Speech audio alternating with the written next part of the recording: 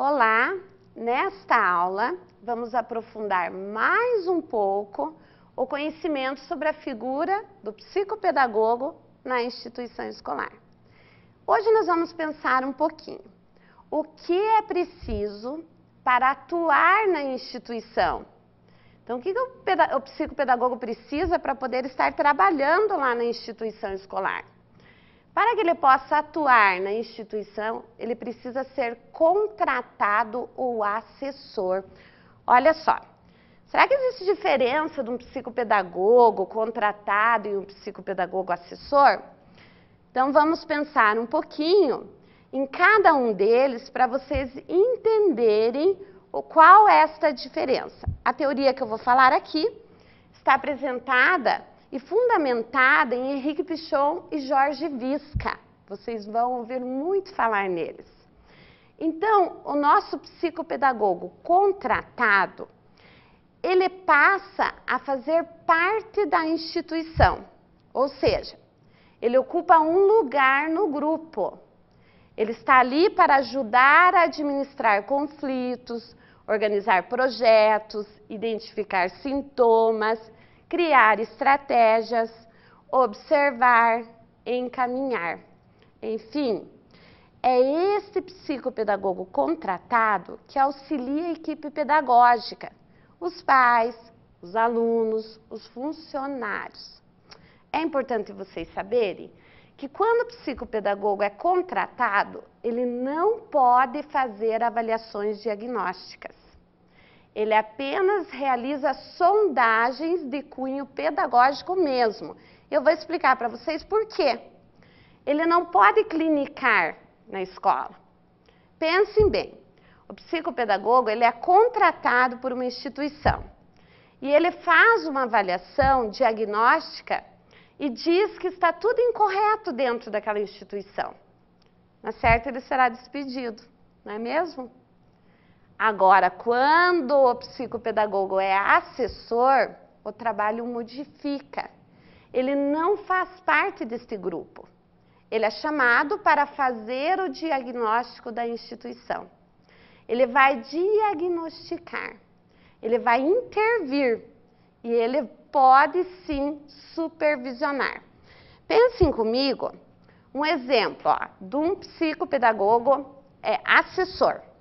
Ele foi numa escola, diagnosticou que a professora não sabia ministrar uma aula.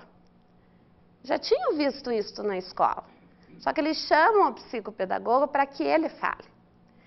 Ele fez uma intervenção, ensinando ela a ministrar a aula, e depois ela foi supervisionar se isso aconteceu. Ela ou ele, né, se for uma psicopedagoga. Por isso que o psicopedagogo, ele precisa, ele deve, ele tem que entender de educação. Como ele é assessor, neste momento que estou falando, ele não permanece no grupo. Assim ele não gera conflitos, ele vai embora, simplesmente ele faz o trabalho dele e vai embora e dá o diagnóstico, diferente do contratado que está no grupo e não pode fazer isso. Vamos pensar que em qualquer das situações, seja ele contratado, seja ele assessor, precisa estar bem preparado e saber dos compromissos presentes no Código de Ética da Associação Brasileira de Psicopedagogia, os princípios da profissão, responsabilidade e sigilo. Quando eu falo assim, existe um código de ética? Existe sim. E eu sugiro que vocês façam a leitura na íntegra do código de ética do psicopedagogo. É muito importante vocês saberem disso.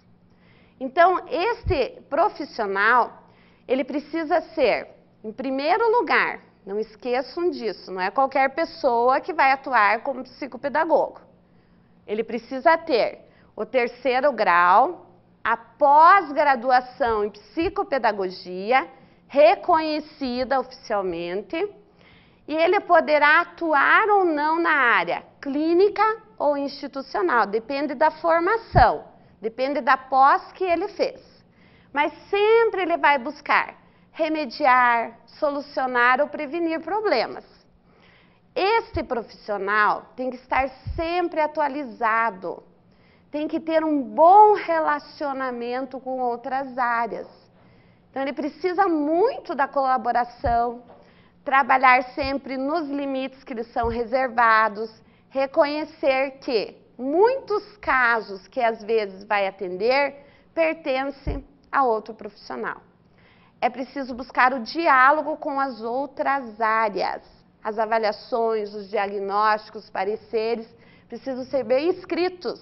É preciso clareza nas informações. Eu diria assim que o psicopedagogo precisa ter uma formação interdisciplinar. O que seria isso? Formação interdisciplinar. Aquela vontade de trabalhar coletivamente na remediação, na solução, na prevenção de problemas dentro de uma instituição. Ele precisa ter a capacidade de humildade, de escutar a gente, saber trabalhar com as outras áreas, melhorar essa realidade. Ele não pode ficar fechado no mundo dele. Só que todos os que estão envolvidos com este profissional precisam ter um objetivo comum. Outra questão que é bem séria na área, o sigilo. O sigilo é um compromisso assim, fundamental do psicopedagogo. O que é sigilo? Todos nós aqui, todos vocês aí, será que temos a capacidade de guardar segredos? Então, se você quer ser um psicopedagogo, precisa saber guardar segredos.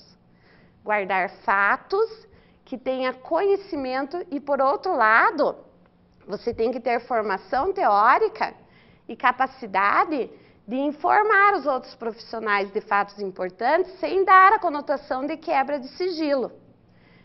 As avaliações, os portfólios, os prontuários de alunos somente podem ser fornecidos a terceiros se a pessoa que foi avaliada, ou se for uma criança de menor, a pessoa responsável por ela autorizar. Viram só a importância do Código de Ética do psicopedagogo? Então, é depositada no psicopedagogo uma confiança e ele não pode, enquanto contratado ou assessor, colocar em risco esta confiança. Se fizer isso, compromete a carreira inteira. Eu trouxe para vocês hoje uma fábula que eu ouvi. Ela foi recontada por Monteiro Lobato. Eu acho que vocês vão entender o que estou falando do sigilo. Então, existia um marido, era o marido de Fidência. Ele resolveu tirar a prova se de fato a mulher dele era mesmo discreta. Ela dizia ser discreta. E uma noite, ele acordou e falou para a mulher assim: puxa, mulher, aconteceu um fato estranho comigo. Eu acabei de botar um ovo.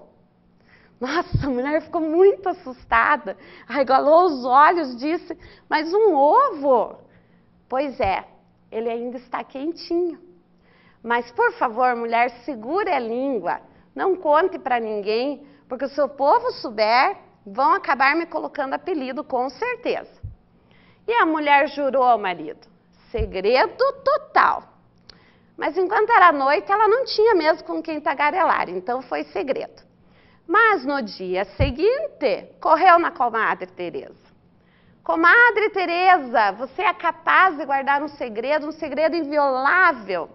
A comadre Teresa respondeu: sim, minha boca é um túmulo.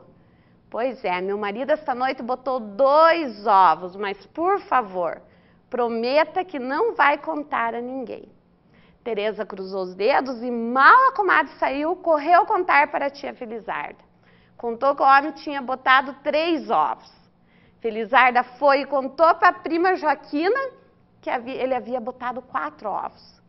Joaquina contou a prima Inês e o segredo foi passando, e a cidade inteira comentava o estranho fenômeno do Zé Galinha, que botava cada noite 12 dúzias de ovos. Eu termino esta teleaula assim: o sigilo, gente, de um ovo virou 12 ovos. Então é assim a função do psicopedagogo. Tem que ter sigilo. Até a próxima videoaula.